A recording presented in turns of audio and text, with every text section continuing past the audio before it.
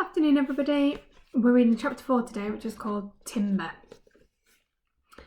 If there's one thing rabbits are good at, it's running away.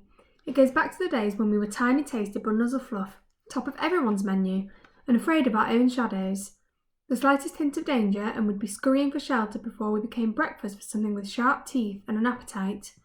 But Podkin and Paz had already done their fair share of running that long, cold night. Their muscles were torn and aching, their fur matted with clods of frozen snow. Paz's arms were weary from carrying Pook, even though he was only a little bundle. The best they could manage was a kind of panicky stumble, on through the trees and away from the sounds of the oncoming Gorm. Those terrible wrenching sounds that were getting closer by the heartbeat. Paz hoisted Pook further up with a grunt, ignoring his little squeal of protest. "We need to run faster, Podkin!" "I'm going as fast as I can," Podkin managed to gasp. If Podkin had had the energy, he would have grumbled some more, but it was all he could do to keep moving. They struggled on, wading through the snow, until they found themselves faced by a wall of earth and tree roots. There were banks on either side of them too. In their panic, they had dashed into a cranny, a scooped-out section of the forest floor, hidden beneath the swathes of drifted snow. From the trees behind them came the screeching of jagged metal armour. The Gorm were close now, minutes away, seconds even. Podkin stared around, eyes wide with terror. "We're dead," he whispered, his voice harsh and strangled. "There's no way out. They're going to kill us just like they did Father." "Shut up! You're scaring Pook." Paz pulled her tunic tighter around the baby rabbit, who was starting to squeak with fear. "Well, what else is going to happen? How can we get away?" Paz stood still for a moment. Her brain was whizzing, trying to come up with an idea that would save them. She was good under pressure, but there had never been pressure quite like this before. "It did say that that dagger could cut through anything except iron, didn't it?" she said. Podkin nodded. "Right then." It wasn't much of an idea, but it would have to do. She grabbed Podkin and whispered into his ear. Half a minute later, after a desperate scramble up the cranny side, Podkin stood hidden behind a tree. With shivering paws, he unwrapped the cloth bundle and drew out the copper dagger. It should have been cold metal, as icy as the snow around him, but instead, the hilt was hot, tingling almost. Could that be the magic? Would it really cut through anything? It certainly felt powerful. Not like the wooden practice swords he used to use in his boring weapons lessons. Podkin swished it through the air a few times. Just a dagger, but to him it was more like a short sword, although he didn't feel much of a soldier. Certainly nothing like his father, facing down the Gorm Lord all on his own. Father. Was he looking down on them now from the land beyond, or wherever he might be? Would he try and help them somehow, or would he only be able to watch them die? Now is not the time for this, Podkin told himself. They had a plan, he had a job to do. Below him cowered Paz, out in plain sight, backed up against the bank of tree roots. She was clutching Pook to her chest and looking suitably terrified. Bait for their hastily assembled trap. From his hiding place, Podkin could hear the Gorm riding through the forest on their mounts, but they were heavy, lumbering things, smashing against saplings and tree branches and ploughing the snow aside with brute force.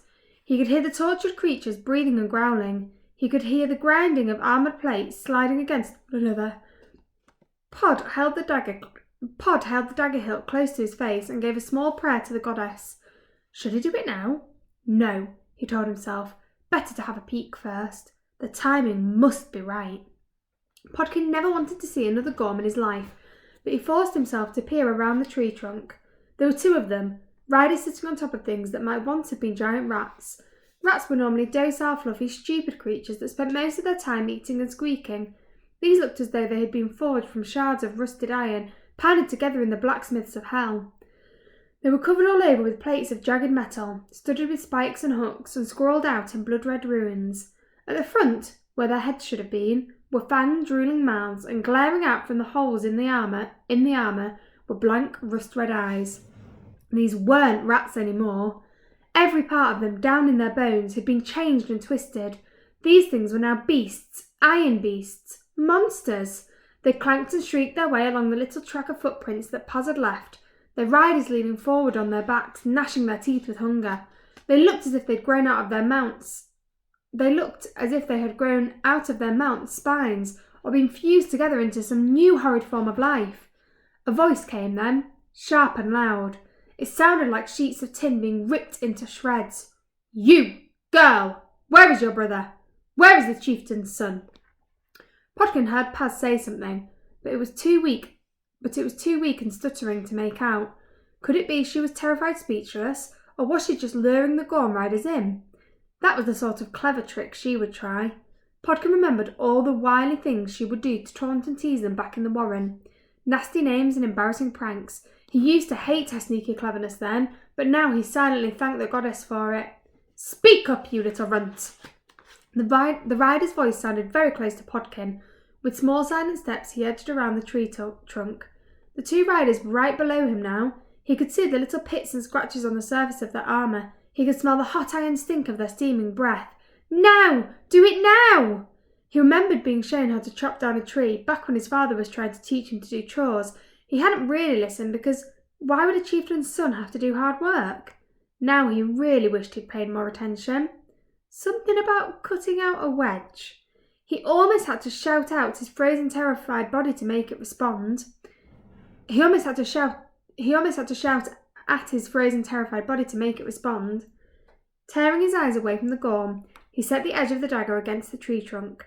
The blade was blunt, tarnished copper, marked with notches and dents. It made him doubt the magic. There was no way it would even make a mark on the wood, let alone cut through it. Why had he listened to Paz's stupid idea? Podkin held his breath, teeth gritted. If the riders looked up and saw him now, it was all over. He had to get this done, and quick.